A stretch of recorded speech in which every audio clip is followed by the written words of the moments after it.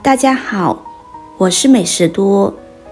在购买黄瓜时，我们常常会被摆在眼前的两种黄瓜搞得一头雾水，不知道哪一种是打过激素的，哪一个是自然成熟的。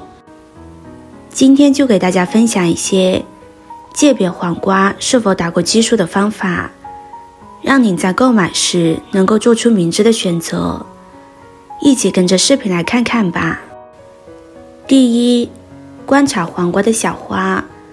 不知道您在挑选黄瓜的时候，是否有注意到，有些黄瓜的一头带有朵小花。当我们挑选黄瓜时，有些人可能会认为带有小花的黄瓜过于新鲜，是新鲜的标志。然而事实并非如此，答案正好相反。自然成熟的黄瓜在采摘之后，经过长途运输，先到批发市场，再分配到各个零售市场进行销售的时候，已经过去了2至3天，小花已经凋谢，所以市场上很难看到带有小花的黄瓜，除非是农村里面现摘现卖的黄瓜，才能看到枯萎的小花。我们生活中常用的一句成语叫瓜熟蒂落，就是这个意思。假如您能看到小花，那么可以肯定的说，这些黄瓜是不正常的，是使用过激素的黄瓜。想要小花不凋谢，就在黄瓜还是花骨朵的时候，先用植物激素进行浸泡。所以我们在城市里面购买黄瓜的时候，有小黄花的不要购买。第二，检查黄瓜的头部。观察黄瓜头部，特别是小花的位置，但是拿近一点看，会发现有一个小节。正常的黄瓜头部是呈现出带尖的圆顶状，而经过激素处理的黄瓜头部会有一个小节，这个小节实际上就是小花凋谢后的残留物。那么正常的黄瓜是什么样子呢？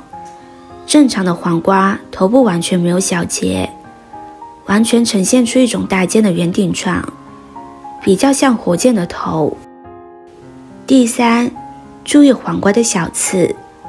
黄瓜表面通常会有些小刺，这些小刺从小就有，长大以后也会一直带着，但这些刺会随着黄瓜的生长时间而变得越来越短，而且越不尖锐。自然成熟的黄瓜刺较为短，甚至刺都不见了，只留下一个黄色的小点。买的时候捏一下，不会有明显刺熟的感觉。而激素处理的黄瓜不仅仅会更加的密集，也会相对的更尖更细，买的时候用手捏一捏，感觉会比较刺手。第四，观察黄瓜的尾部。自然成熟的黄瓜从开花到结果大约需要8到10天，长的时间越长，尾部没有刺的地方就会越短。正常的黄瓜尾部一般是更粗更短更直更光滑，而经过激素处理的黄瓜尾部则更长更细更弯曲，也更加的不光滑。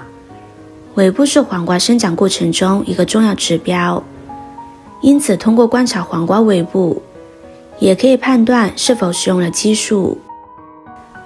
第五，闻一闻黄瓜的味道。正常的黄瓜应该有浓郁的清香味，而经过激素处理的黄瓜则呈现出淡而无味的状态。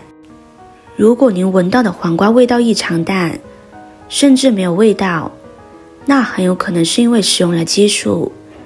这时肯定有人会问，看黄瓜的颜色能不能判断这个黄瓜有没有打过激素呢？是不是颜色深的是没有打过激素的，而颜色浅的是打过激素的呢？这个是不能作为评判标准的，因为有些黄瓜长得高，日照的时间也会比较长，颜色自然也会深。有些黄瓜出生的地方就很矮，长在藤蔓的最底下，日照时间会相对比较短，颜色自然也就浅了。以上就是鉴别黄瓜是否打过激素的5个方法。记住这些方法，下次在市场挑选黄瓜时，您就可以轻松辨别出哪个是安全自然成熟的黄瓜，哪个是潜藏风险的激素处理黄瓜。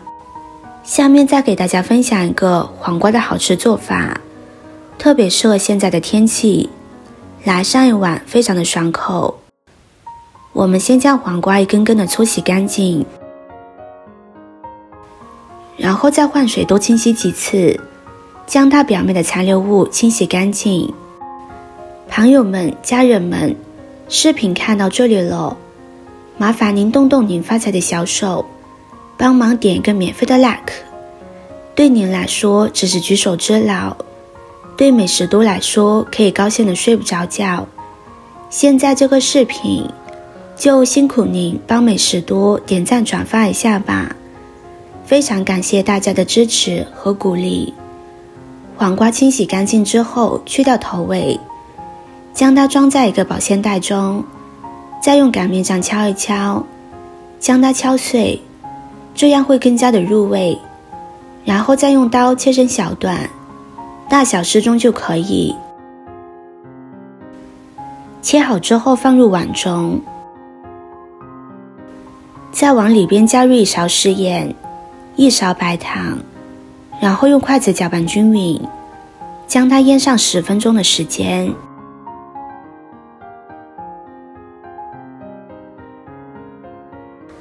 再准备3个小米椒，将它切成圈，喜欢吃辣的可以多放一点。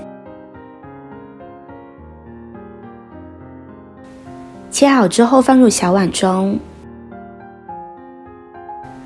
再准备几瓣大蒜，用刀给它拍一下，这样蒜香味会更加浓郁，然后再给它切碎一些。切好和小米椒装在一起，再准备几根小葱切成葱花。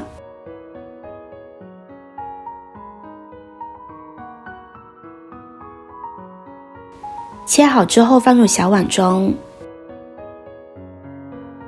再往里边加入1勺白芝麻，然后浇上热油，激发出香味。再加入2勺生抽，1勺蚝油，1勺香油。